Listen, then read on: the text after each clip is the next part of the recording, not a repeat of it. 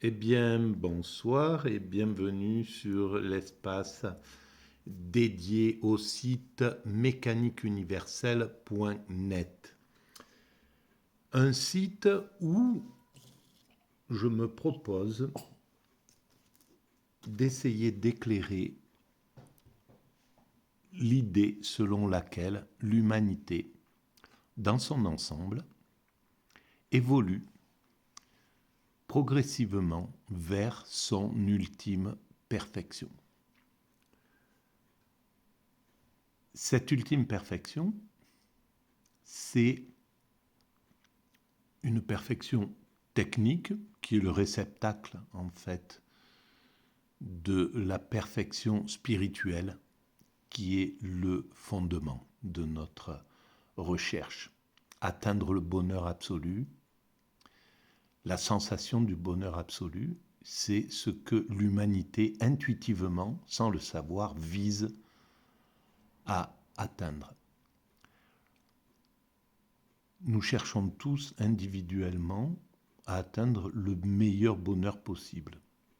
Et en fait, cette quête, les philosophes grecs l'avaient déjà entrevue, et donc cette quête individuelle fait que l'humanité dans son ensemble cherche à atteindre cet état de perfection.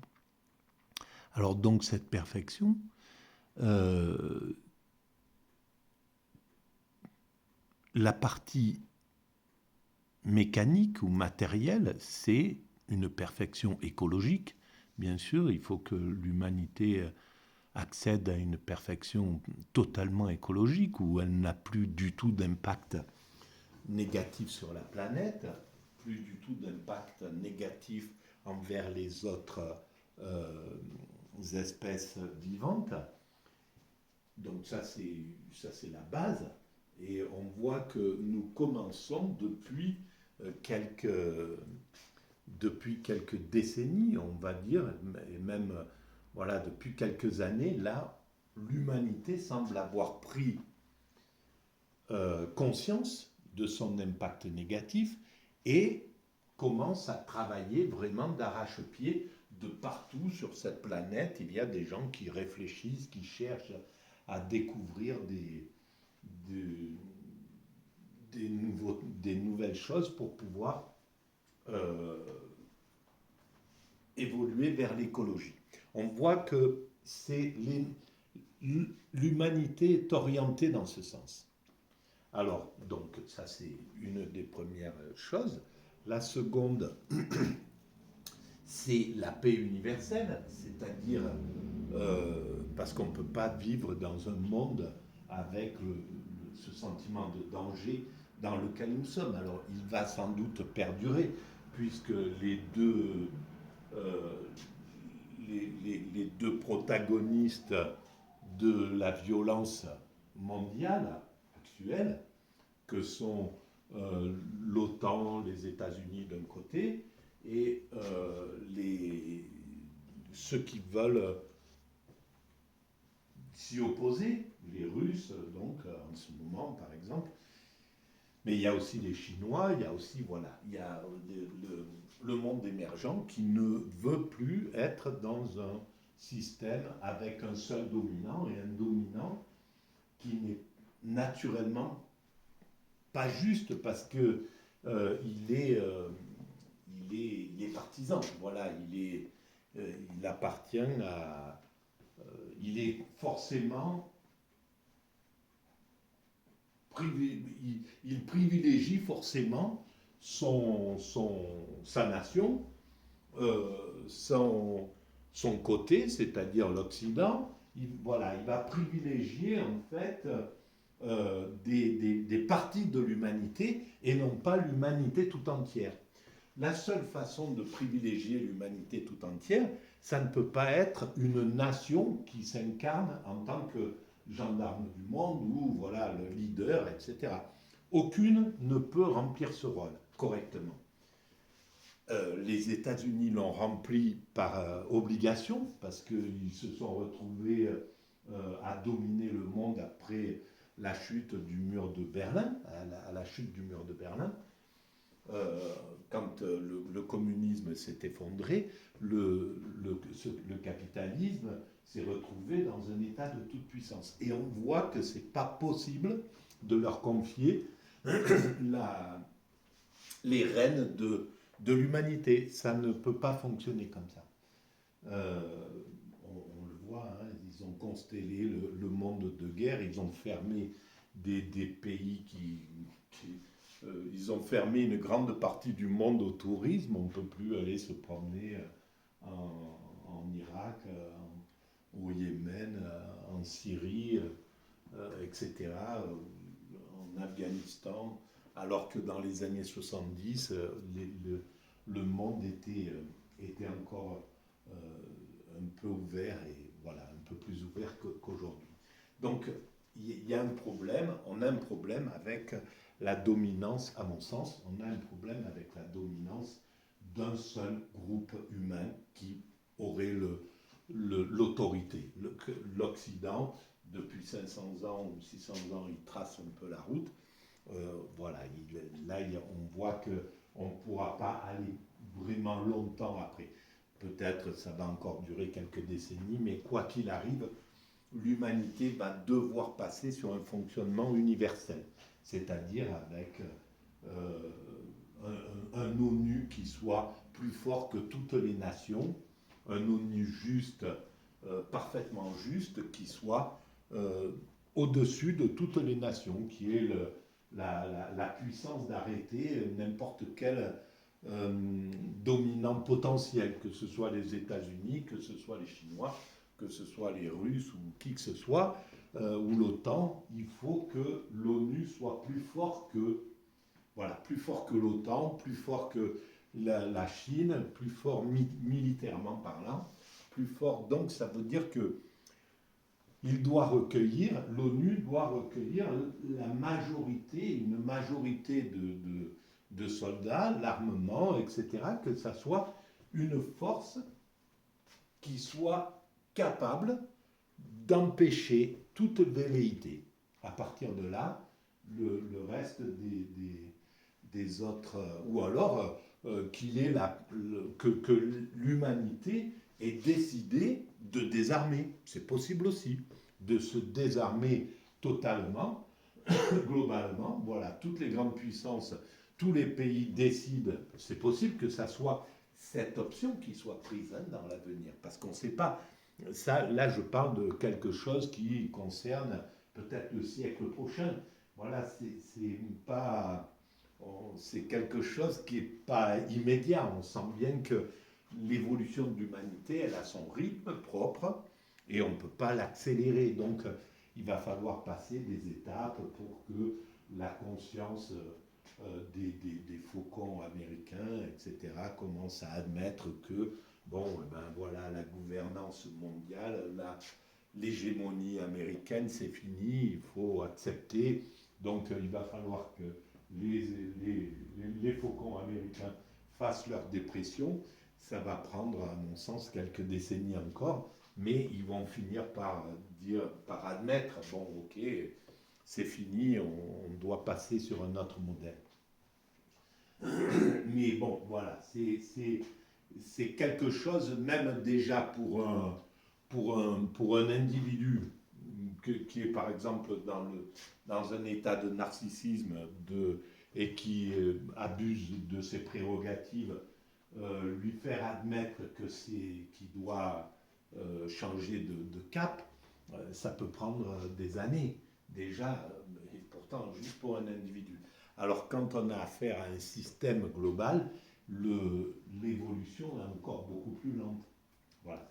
Mais en tout cas, l'idée c'est d'arriver à la paix universelle. Ça fait partie d'un des autres grands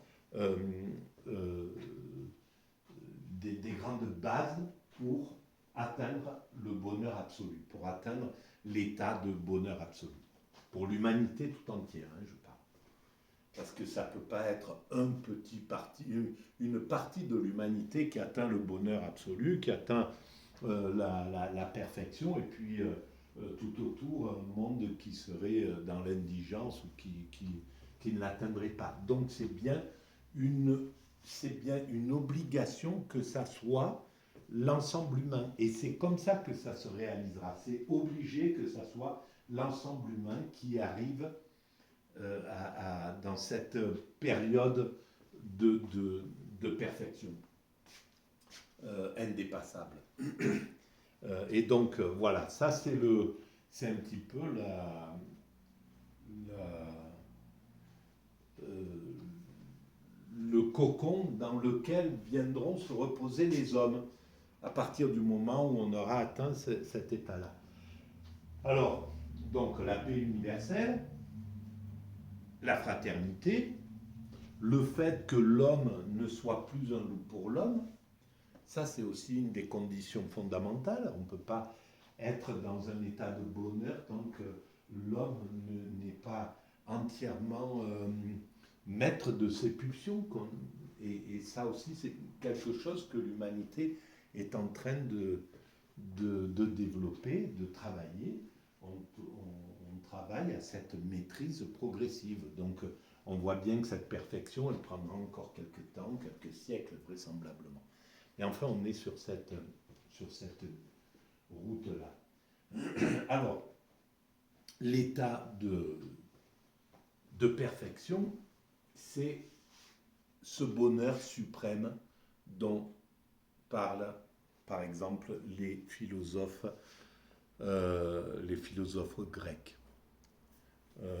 Platon, pour Platon, tout homme cherche à atteindre le bonheur, voilà, le souverain bien. Et donc, c'est bien ce que l'humanité cherche à atteindre.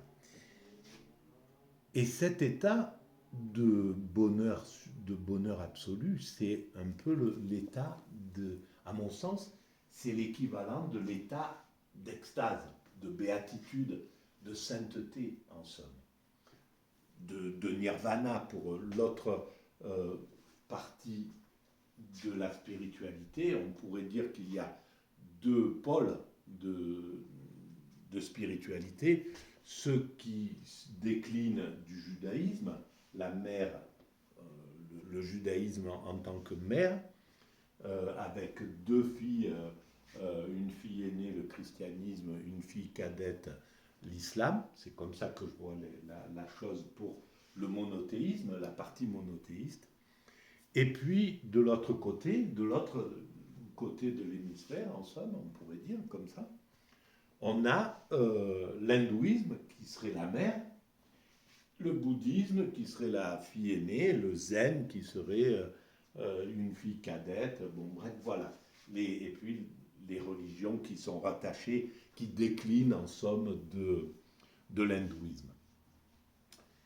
Et donc, cet état de nirvana, qu'on l'appelle le nirvana, l'éveil, la béatitude, l'extase, peu importe, en tout cas, cet état-là, c'est, à mon sens, l'état de bonheur suprême. C'est ce que les Grecs appellent le bonheur suprême.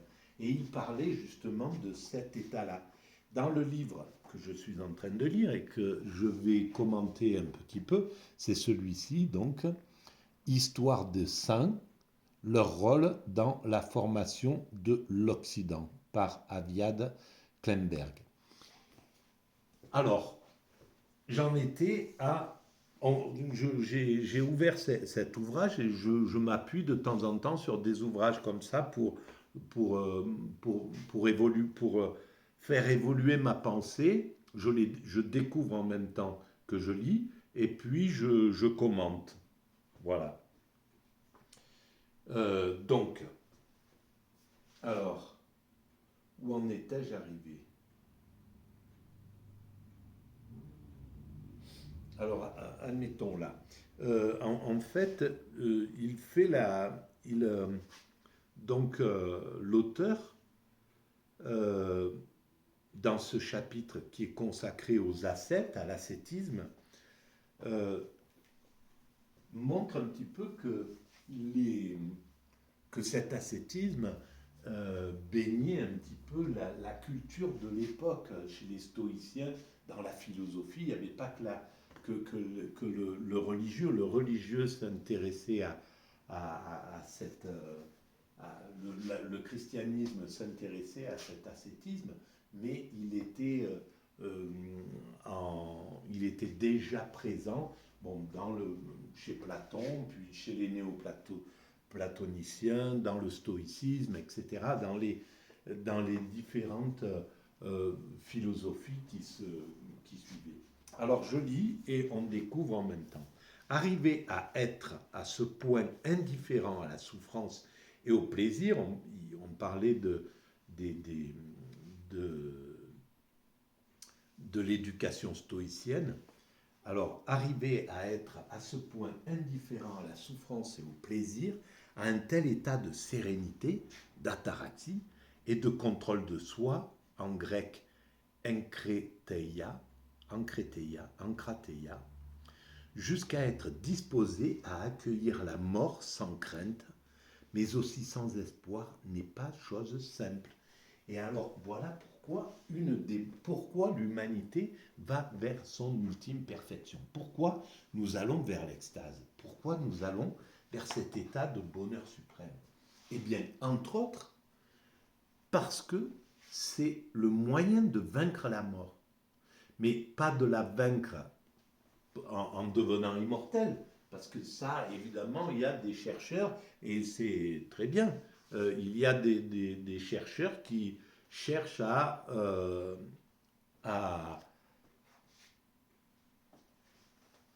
qui cherchent à atteindre... Ah pardon, qu'est-ce que j'ai fait là, une bêtise. Bon, c'est pas grave. Voilà. Alors, qui cherchent à atteindre il y a des chercheurs qui cherchent à repousser les limites organiques de la vie, donc de repousser la mort le plus lointain possible. Et certains disent que l'homme de 1000 ans est déjà né, que la recherche pourra faire vivre des gens indéfiniment.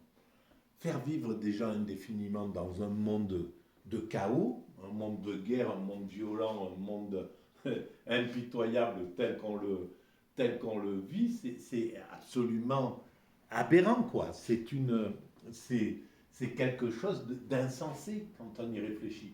Imaginons que Bill Gates, ou je sais pas, n'importe, un de ces milliardaires là, arrive à se faire injecter des produits que seuls eux disposeraient et qui vivraient pour pouvoir vivre 500 ans ou 800 ans, admettons même 500 ans.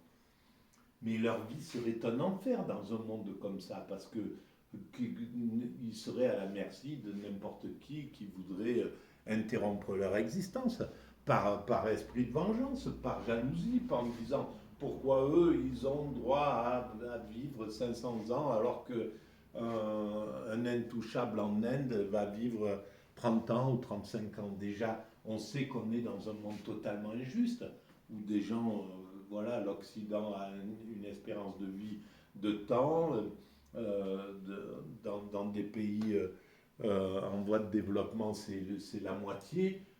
Entre quelqu'un qui est assez riche et quelqu'un qui travaille, il y a 10 ou 15 ans de différence, et encore, le monde n'en prend pas vraiment conscience parce que la jalousie n'est pas tellement répandue quand même dans le peuple au fond. Mais là, dans un tel... ça serait pas vivable, quoi. Ça, c'est vivable si l'humanité dans son ensemble est en paix. Alors à ce moment-là, oui, on peut repousser les limites, etc., mais que ça concerne tout le monde. C'est pas quelque chose qui peut concerner que quelques individus. Donc, vaincre la mort, pour revenir à ça, le seul moyen réel de vaincre la mort, c'est d'en faire disparaître la peur. Parce que la mort n'existe quand on est vivant que par la peur qu'elle nous impose. Elle nous travaille, quoi qu'il arrive. Voilà, quand on arrive à un certain âge, on commence à penser, à savoir que on se compare avec ceux qui sont morts à 60 ans. Ben, tiens, moi, voilà, il me reste, ou à 70 ans, il me reste tant d'années à vivre. Voilà, donc la mort est une sorte de poids qui est là, malgré tout, et qui est présente dans notre, euh, au sein d'une sorte d'angoisse, même si on n'y pense pas tout le temps, rarement, etc., même si on en écarte la vue, quoi qu'il arrive, elle est présente. Donc, si on fait disparaître, si l'extase fait disparaître la mort dans l'esprit, c'est-à-dire qu'il n'y a plus de crainte, aucune crainte, parce que l'état d'extase, c'est un état où il n'y a plus de crainte. Voilà. Plus de crainte, quoi qu'on est dans un état de sérénité absolue. Eh bien, ça suffit, parce que le moment où la mort sera là, eh ben, comme disent les stoïciens ou les épicuriens, je ne sais pas lesquels, tant que la mort n'est pas là, il n'y a pas besoin de la craindre, et quand la mort est là, on n'a plus besoin de la craindre. Donc, euh, ça suffira d'être au contact de la mort dans la dernière minute de notre vie. Avant, c'est même pas la peine d'être en référence avec sa présence. Et donc, l'état d'extase permet cela. Et donc, elle permet une vie en toute sérénité. Et rien que ça, vaincre la mort sous cet angle-là, c'est l'humanité, elle aura. C'est une quête intime, quoi, intuitive. Voilà. Alors, bon, j'ai pas avancé beaucoup dans le. Euh, la vie, selon la nature stoïque, est contraire à la nature humaine. Pour parvenir à un tel état, il faut de l'exercice, en grec askésis. Le stoïcien est tenu de rester constamment sur ses gardes. Quand tu relâches un peu ton attention, ne t'imagine pas que tu la retrouveras à volonté.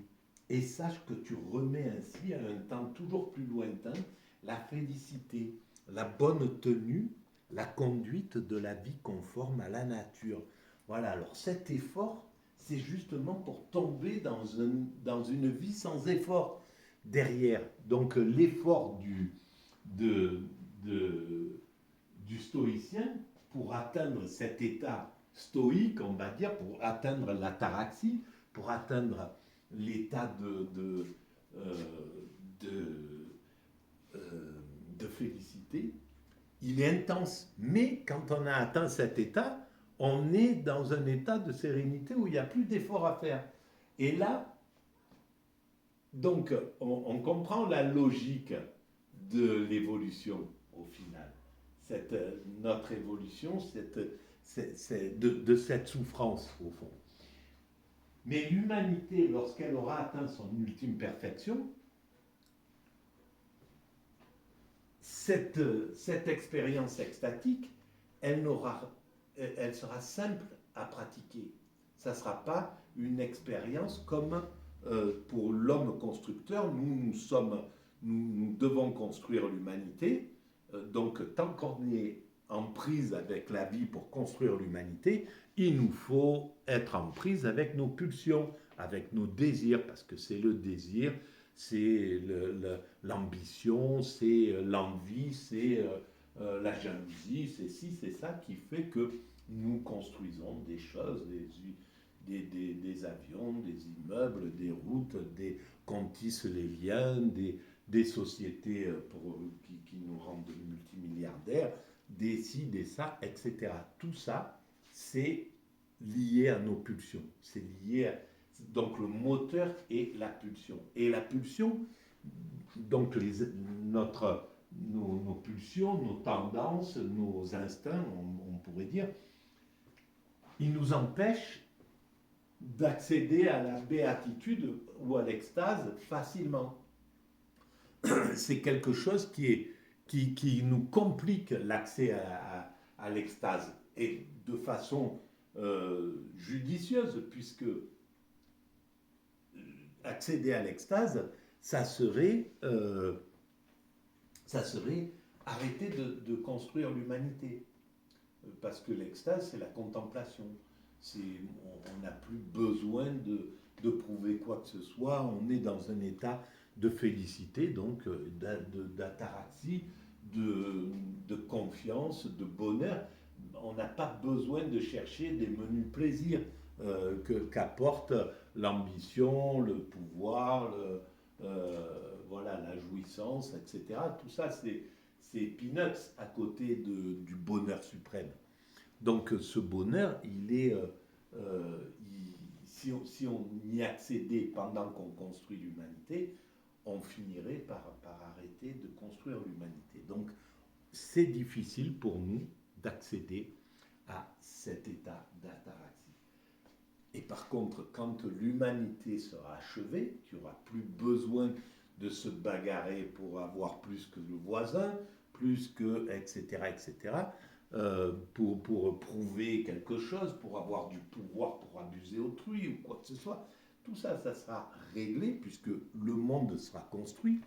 À ce moment-là, vraisemblablement, la propriété privée sera finie, ça sera une propriété universelle, tout appartiendra à l'humanité, les êtres humains pourront profiter de tout, voilà, à volonté, de façon, dans un monde tout à fait écologique, mais profiter de tout, n'importe où, quand on marche, on arrive dans un endroit, on trouve tout de suite de quoi se loger, manger, etc., gratuitement. Voilà comment la perfection, je l'imagine, à mon sens, on arrivera à cet état. C'est une obligation.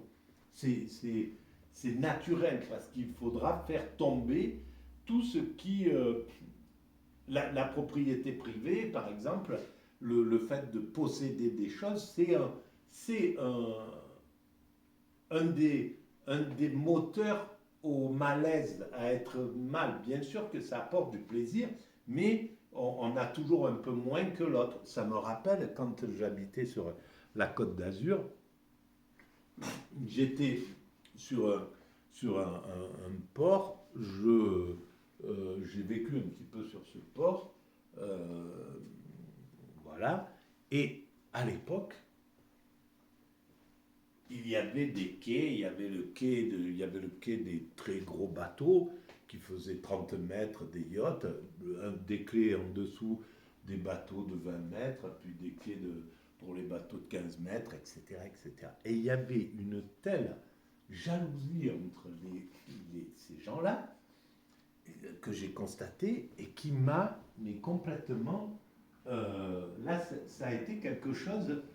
Ça m'a vraiment révélé des choses parce que les gens possédaient ce qu'il fallait, quoi. Ils avaient largement. Hein.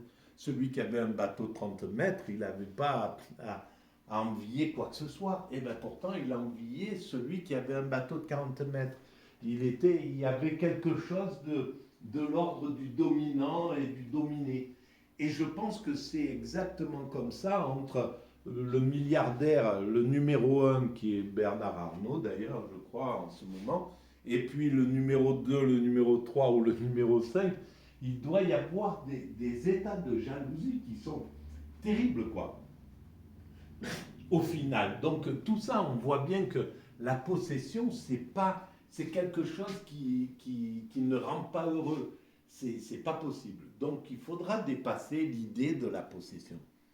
Et donc, on devra arriver à faire de tout ce qu'il y a sur cette planète le patrimoine universel. De toute manière, c'est légitime, c'est logique. Nous sommes sur cette planète. Ça a été un accident, le fait que des choses nous appartiennent, qu'on ait fait la propriété privée. C'était pour construire cette humanité. C'est une façon de doper l'énergie, de doper la créativité, etc. Mais ça n'a pas de sens en réalité quand on y réfléchit.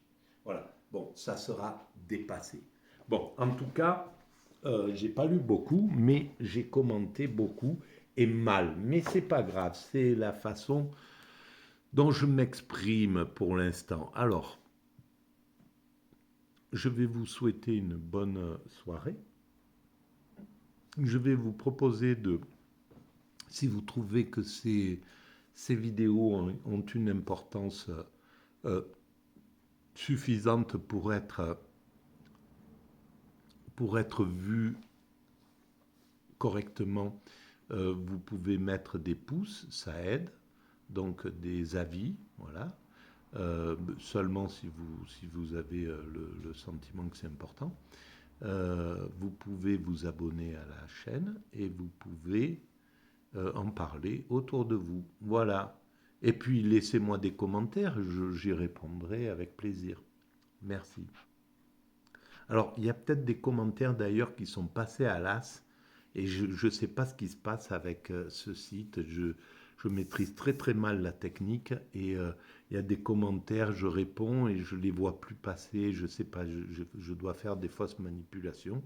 Mais en tout cas, c'est dommage. Je m'en excuse auprès des gens euh, qui n'ont pas de réponse ou parfois comme ça. Voilà. À très bientôt. Merci de votre écoute.